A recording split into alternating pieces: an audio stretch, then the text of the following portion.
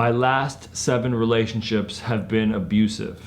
There's a trauma therapist called Paul Conti, and he was asked how he would respond if somebody said this, and this was his answer, and it's a banger. If you tell me that you've had 7 relationships that have been abusive in different ways, I will agree with you. But I think what you're gonna tell me is that you've kind of had the same relationship 7 times. It's not 7 things, it's 1.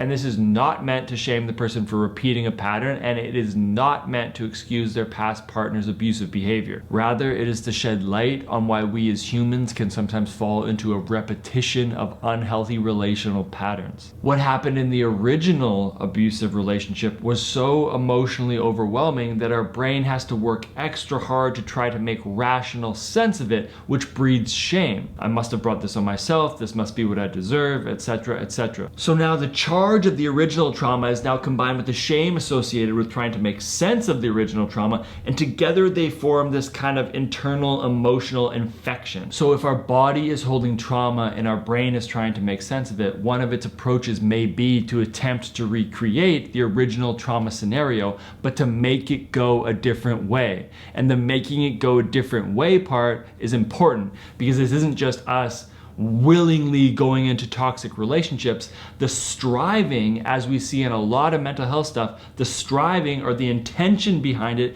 is us trying to act on our own behalf and make it go a different and better way.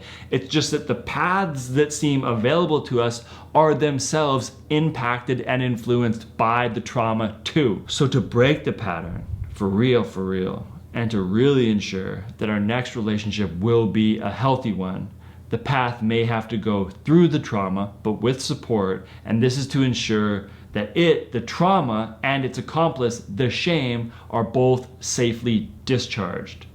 Because while we cannot change the past, we can change how we feel about the past.